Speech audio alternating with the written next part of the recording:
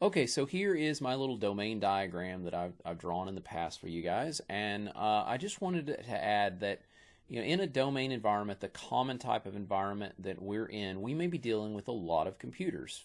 For example, 1,000. Of course, in some environments, 1,000 is not really considered a lot. Really depends on, I guess, what you're dealing with here. But let's say I've got 1,000 computers, and I'm imaging these computers and all that. I need these computers to all be, I need the operating systems to all be activated.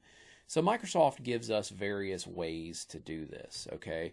Now, first off, you could just go out and you could purchase just a version of Windows 10, but it would be more what they call a retail license. Retail simply means it's a license that it gets associated to a Microsoft account that you own, and if you wanted to move it to another computer, you could. You could actually register it on another computer. You could move it from computer to computer to computer if you wanted to. And that's what you would get if you went to somewhere like Best Buy and you bought Windows 10 Home or you bought Windows 10 Pro or whatever. That's what you'd get. Okay. There's also what's called an OEM license. Now, an OEM license is a type of license that you're going to get in a situation where you buy a new computer. For example, if you were to go and buy a laptop from somebody like HP or Dell or whatever, you would get an OEM license, and that would allow you to activate it just on that laptop or whatever, just on that computer. You couldn't move the license if it was OEM.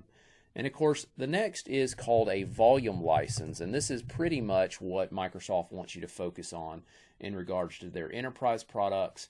They've got a subscription service and all of that. I'm not going to get into all the subscription stuff yet, but you can license Windows 10 on a volume scale, so a large scale. And when you do that, a couple ways you can go about doing this. You have what is known as a MAC type of key that you get.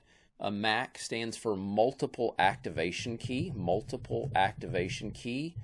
All right, and that multiple activation key is going to allow you to activate this key on multiple machines. So, for example, I could buy a Mac, an MAK, that's going to give me 50 activations, and I could activate it on 50 computers. I could even use that tool we mentioned in the Windows 80K called VAMPed, a volume activation management tool, to actually scan and see what's activated and what's not activated. Of course, the route Microsoft really wants you to go is with this thing called KMS. KMS is the Key Management Services, okay?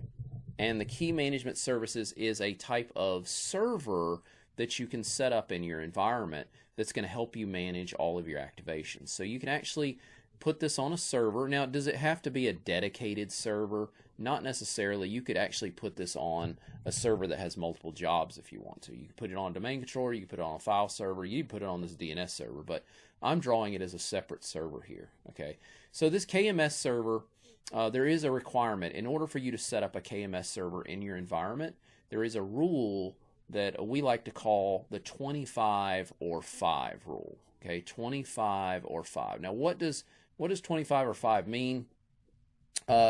25 client operating systems, okay, or 5 server operating systems.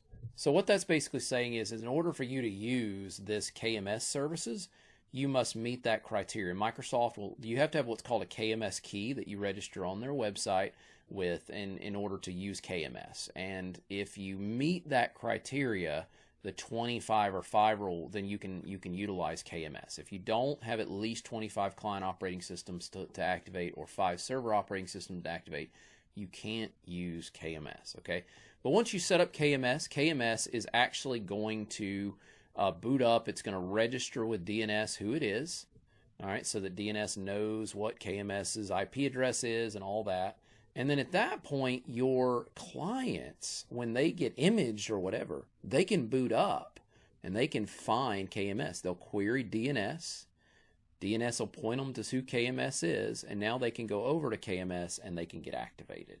And that's what KMS is going to do for you. Now, you can also, one of the things you can do once you get KMS set up is you can do what's known as Active Directory based, which is where you link KMS into your Active Directory. And when KMS activates your machines, it registers in Active Directory. and so Active Directory will keep track of all of the activations for you. And this is really good if you're in a multi-domain environment, you got a large amount of domains, or you got a bunch of KMS servers that you've set up in different branch offices. This is going to kind of centralize all those licenses into one place. Okay, so that hopefully gives you a little bit of a visualization. I want to show you that there's also a couple other things involving activation in the operating system now.